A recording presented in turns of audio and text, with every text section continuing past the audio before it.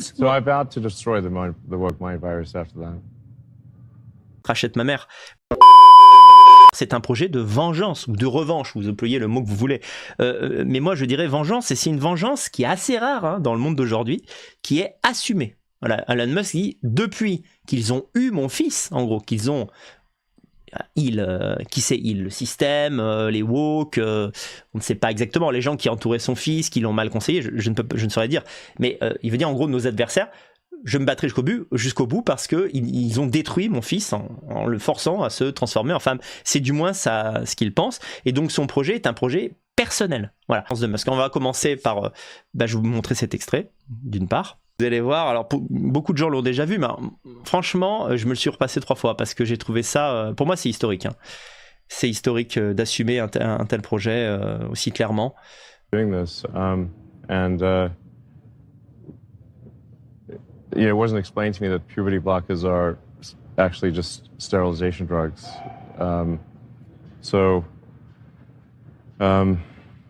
Anyway, and so I lost my son essentially. They call it dead naming for a reason. Yeah, all right. So the reason it's called dead naming is because your son is dead.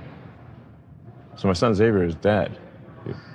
Killed by the woke mind virus. I'm sorry to hear that. Yeah. I can't imagine what that would be like. Yeah. So. Yeah, and there's lots of people in that situation now. Right. It's not pretty, and lots of demolished kids. Yes. Yeah, well, that's a good reason to be the final straw. All right, so let's. So I vowed to destroy the woke mind virus after that. And we're making some progress. Ce qui est intéressant, c'est de voir que finalement son rachat de Twitter, qui est pas si vieux, hein, qui a 1 an et demi, et bien en fait, il y avait un projet derrière. C'est pas seulement pour s'amuser. Vous savez, Musk est connu aussi pour être un petit troll. Voilà, il a cette mentalité qu'ont beaucoup de geeks super intelligents, c'est qu'ils aiment bien rire avec souvent des private jokes, des mèmes, des gifs, des choses comme ça. Et donc c'est vrai que quand on le voit faire des mèmes, partager des mèmes, on se dit bon, c'est quand même pas de son niveau, mais ça correspond, je dirais, à sa psychologie, et finalement les gens l'apprécient pour ça, ça le rend également plus humain. Et quand il a acheté Twitter pour un montant exorbitant, hein, 40 ou 44 milliards je crois, bon, vous me direz ça les vaut, hein, ça les vaut, il gagne aussi de l'argent avec Twitter, attention, hein, mais peut-être que, en tout cas au début, il n'était pas bénéficiaire. Donc il y avait quand même un pari là-dedans. Et en réalité, on comprend avec l'extrait que je vous ai passé notamment, et en voyant finalement comment il se comporte aujourd'hui, je vais vous montrer quelques extraits de ses tweets actuels, on voit qu'en fait Elon Musk a un projet. Voilà, donc il a acheté Twitter pour militer. Pour militer. Voilà, et ça, je trouve ça extraordinaire. Je voudrais vraiment qu'on s'arrête 2 minutes là-dessus. Le monde est au pied d'Elon Musk. Il peut avoir les plus belles femmes du monde, que ce soit, je dirais, des femmes volontairement, c'est-à-dire en les rendant amoureuses. Ça doit pas être très difficile, vu son charisme et vu sa richesse et son aura, de fait. Mais aussi même, je veux dire, toutes les femmes qu'il veut, même des professionnels, vous voyez ce que je veux dire. Donc c'est un homme comblé qui pourrait mener une vie d'oisiveté. En réalité, il a des projets. Voilà, il a des projets pour lui, il a des projets pour la science, il a des projets pour l'humanité, et il a des projets politiques en rapport à ce qu'il considère comme un drame, et qui est la domination de l'idéologie de gauche devenue wokiste en Occident et notamment aux États-Unis, parce qu'il considère, notamment, pas seulement, mais que il a perdu un de ses fils. Voilà, c'est quand même cette symbolique d'avoir un fils qui devient une femme. Effectivement, quand on est un père un minimum conservateur, ça fait un choc. Et d'autant plus que ce qu'on retient quand on écoute l'extrait dans le contexte et quand on le voit ensuite argumenter, parce que beaucoup de gens le disent, mais quand même c'est fort, quand vous avez dit que votre fils était mort, c'était quand même quelque chose de fort. Il dit oui, mais c'est ce que je ressens. Voilà, en fait, mon fils est devenu une fille, donc mon fils est mort. C'est une autre personne maintenant, de fait. Bon, on peut contester, on peut dire que c'est une manière un peu trop agressive de le dire, mais c'est comme ça qu'il le ressent. Et en plus, il s'est senti baisé. C'est-à-dire, il a fait confiance aux progressistes et il s'est rendu compte ensuite que malgré sa transition de genre, de son changement de sexe, son fils devenu une fille le détestait toujours autant qu'avant, détestait la société et avait même, on va le voir un peu plus tard, opéré un virage communiste. Le mot, il l'a lâché, communiste, extrêmement fort. Donc en gros, lui, il s'est dit, si j'accorde ça à mon fils, si je signe les papiers pour que mon fils change de sexe, ma relation avec lui, devenue elle, va s'apaiser. Et après tout, c'est tout ce qui compte. Je fais confiance aux pédopsychiatres, je fais confiance aux psychiatres, je fais confiance aux médecins. Ça va aller mieux, il a vraiment besoin de ça, il est vraiment une fille dans sa tête. Et après, ça va s'arranger. Ben non, la relation s'est détériorée. D'un côté comme de l'autre, il n'y a pas eu d'acceptation. Chacun s'est radicalisé sur ses positions. Et notamment la fille, on va l'appeler telle qu'elle est maintenant. C'est assez étrange en plus qu'il y a une ressemblance physique avec Elon Musk, mais du coup, de manière féminine, ça met un peu mal à l'aise.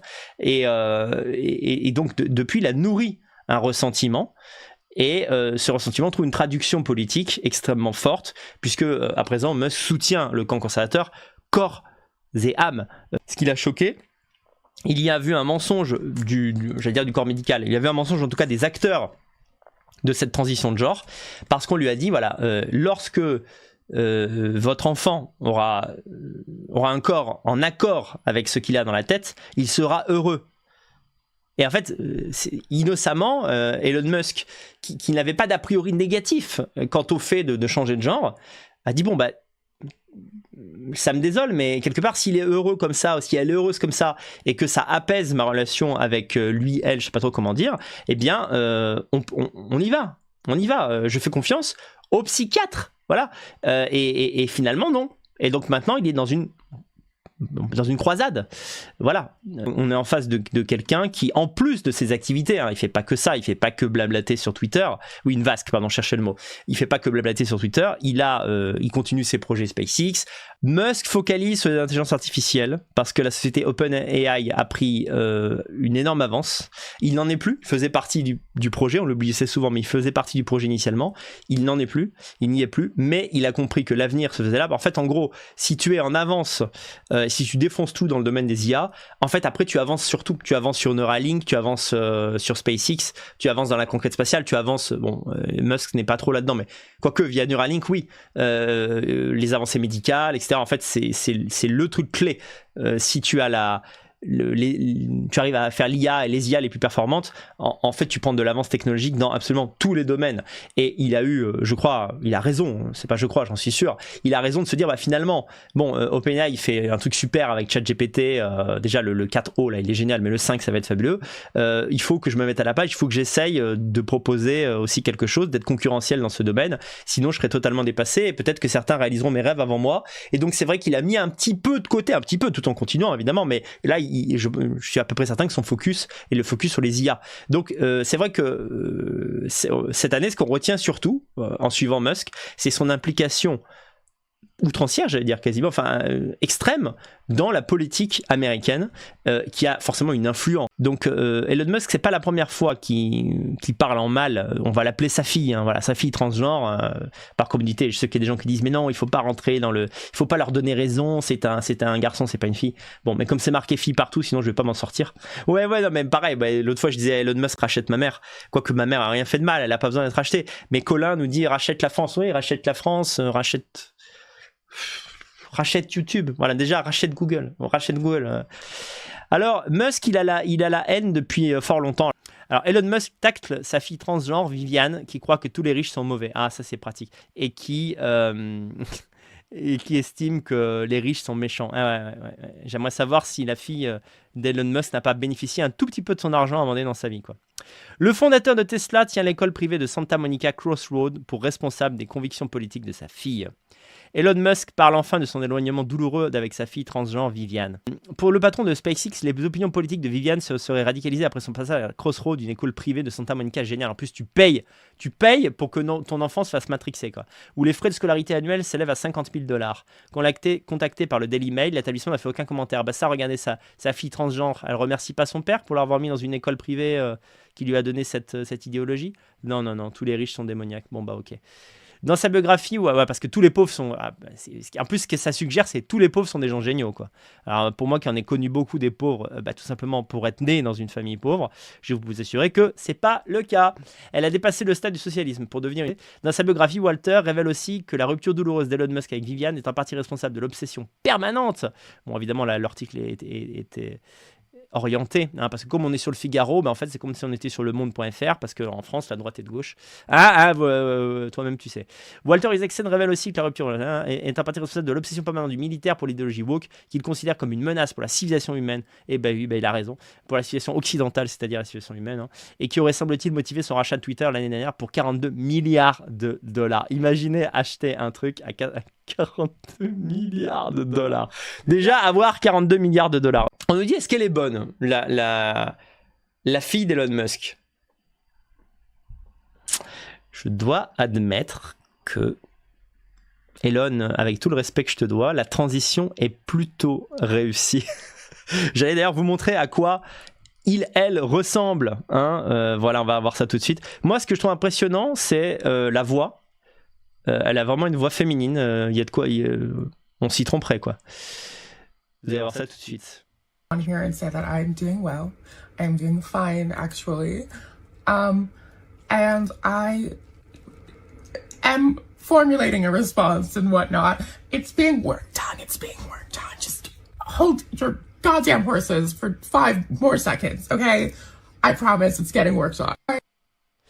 Voilà. Alors...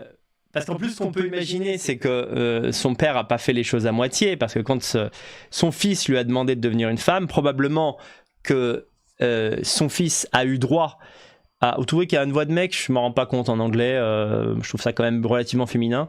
Mais le visage, en tout cas, la transition est quand même plutôt réussie, parce que je veux dire, c'est que...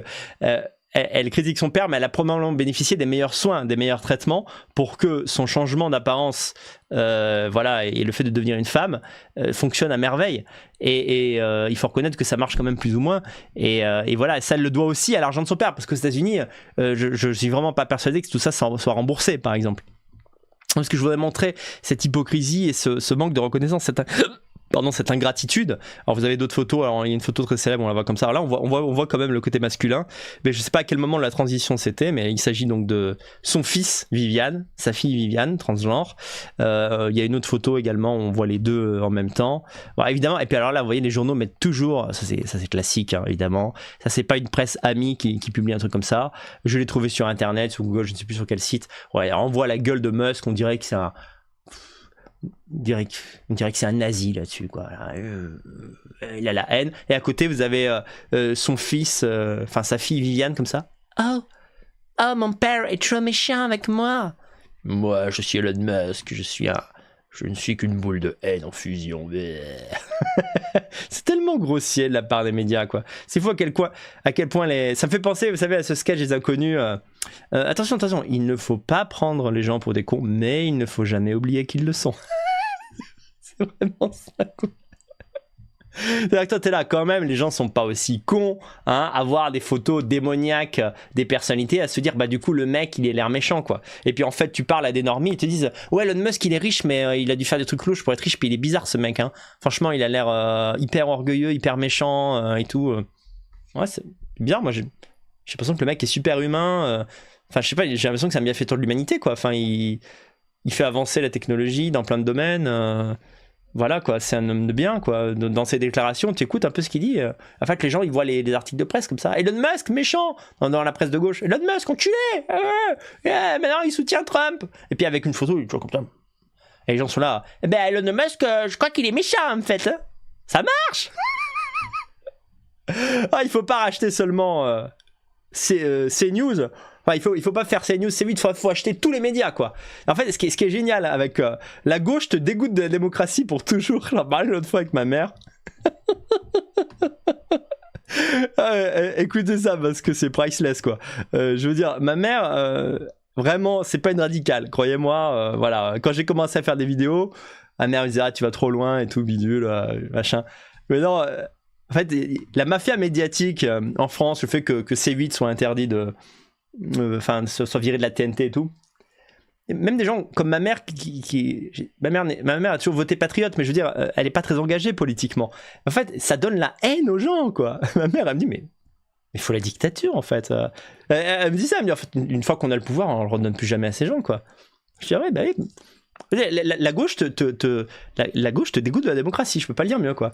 C'est la guerre entre Musk et sa fille. Évidemment, la presse en fait ses choux gras. Donc là, je vous remontre simplement en anglais la source. Hein, voilà. Bon, en fait, c'est le même article en anglais simplement. Mais j'ai trouvé ça incroyable. She thinks anyone rich is evil. Ça veut dire qu'en fait, elle le déteste. Elle déteste son père par jalousie, en quelque sorte. C'est quelqu'un qui a réussi. Elle est dégoûtée par le fait qu'elle est l'enfant d'un self-made man incroyable comme Elon Musk, qui, parti d'Afrique du Sud, devient une des personnalités les plus importantes des États-Unis, si ce n'est la plus importante, avec Jeff Bezos, Zuckerberg et d'autres. Enfin, c'est incroyable. Et donc voilà, évidemment, la presse de gauche prend plutôt parti au nom de la transphobie d'Elon Musk, prend parti pour sa fille, et la droite, Peterson et tous ceux qui soutiennent évidemment la droite conservatrice, sont plutôt du côté d'Elon Musk. Alors, ce que je voulais dire quand même sur Elon Musk aussi, c'est qu'il y a une tragédie personnelle qu'on connaît peu chez Musk, enfin, on en parle assez peu, c'est qu'on dit qu'il a 12 enfants, connus, hein. Parce que récemment, on s'est rendu compte qu'il avait eu un enfant avec une de ses employées. Donc lui, il adore faire des gosses. Hein. Je me demande s'il n'y a même pas un fétiche un peu là-dedans, mais c'est un fétiche que je valide, hein, le fétiche nataliste, pourquoi pas. Je le conçois parfaitement. Mais en fait, le premier enfant de Musk est mort, mais il est mort vraiment, hein, physiquement, de la mort du nourrisson, et c'est quelque chose qui l'a énormément marqué. Donc c'est un élément à connaître sur sa vie. Je voulais le partager avec vous si vous ne le connaissez pas. Mon bébé est mort dans mes bras. Musk ne veut pas réhabiliter sur Twitter ceux qui se servent de la mort des enfants. Dans un rare tweet sans second degré, le nouveau propriétaire de Twitter est revenu sur un épisode traumatisant de sa vie et assuré qu'il n'aurait aucune pitié contre les comptes qui profiteraient de la mort des enfants. Ça fait référence à une vieille actu, mais c'est pas très important ça. Entre deux tweets à l'humour douteux, j'adore. BFM TV, pas du tout, regardez. Le journalisme, une forme turpide de journalisme absolument pas objective et assumée. Entre deux tweets à l'humour douteux.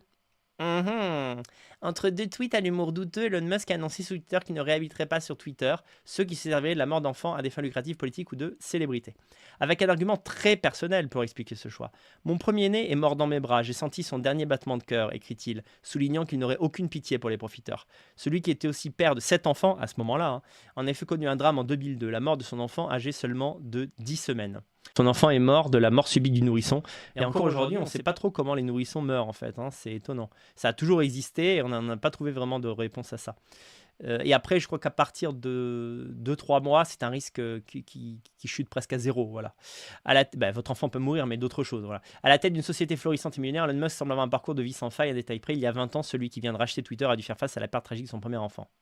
Regardez, encore une fois, regardez. Gala.fr, le fantasque PDG. Genre, en fait, t'es PDG de 5 entreprises et t'es fantasque. Je veux dire, le fantasque Carlos, que le fantasque Darry Cole, le fantasque Stevie Boulet, pas le fantasque Elon Musk, s'il te plaît. Un peu de respect. Le fantasque PDG de Tesla a prouvé une fois de plus qu'il est prêt à relever tous les défis en rachetant le réseau social Twitter ce lundi 25 avril. Pourtant, derrière son apparence de fonceur et ses frasques médiatiques, mais également amoureuses, notamment avec Amber Heard, ça c'est génial. Et en fait, il a baisé avec l'ex de Johnny Depp. Oh putain, sa queue elle en a vu, hein, des vertes et des pas mûres.